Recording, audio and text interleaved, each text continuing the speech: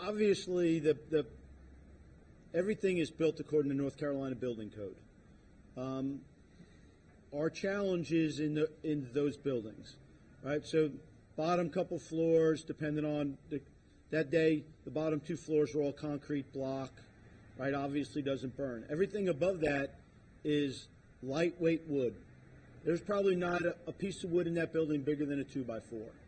And when it is open like that, think of your own fire pit in your house when you put a new piece of wood on it. This building was no different. Our challenge comes in as much as we want the density and walkability to things, it is absolutely a challenge to us.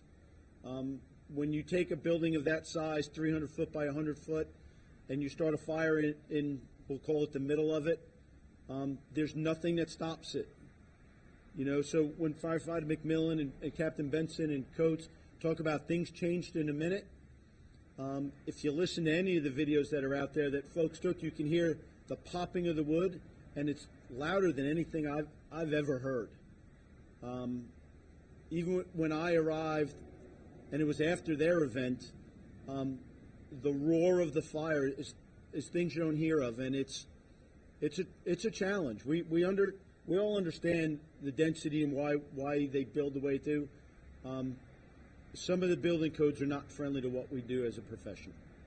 But does this fire, and I know everybody's still digging on this, does that help with training or anything else because of all the buildings that are going in there? So we've trained on buildings like this, right? They've been around for years and years and years and years. So we understand the hazards that come with them. We understand that, hey, the bottom 2 floors were concrete steps, and then above that, it was open scaffolding steps all the way to the 6th floor. You know, nothing to stop the smoke and the fire from traveling up in those stairwells.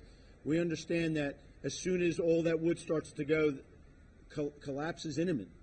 You know, I think we did that with ladder 2. Not only did we leave it in place to protect the crane, but at the same time, we knew that, hey, we don't have time to move it either. It was in a perfect spot to protect that crane as best we could. But the collapse of that style construction it doesn't take long compared to what we'll call old building standards of solid wood. Strength-wise, they're great. There's very little collapse hazard to them unless they're under fire conditions. But a lot of the building systems that you would normally see in place when it's finished are just not there while it's under that construction. Do we train on it? Yeah. But just like you've heard the whole time is we were risking a lot to get the people that needed us because that's what we do. And we can't go without acknowledging the rescue of the 15 other folks that were they just scattered? They just happened to be in the right place to be rescued? How did that look like? So it's hard to say because could we sit there and say, I know where exactly everyone was? No, but as you heard from Chief Withers earlier, 100 people already coming out of the building.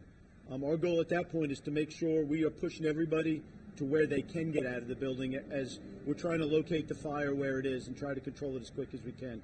As conditions change, as we're trying to get up to that 6th floor to where they are. And likewise, you know, the crane operator, you know, one of the most amazing stories in all this is he swings his crane over to the building, drops his load down to the roof to just give them an opportunity to get on that at the same time, which is why he stayed in his man box on the crane.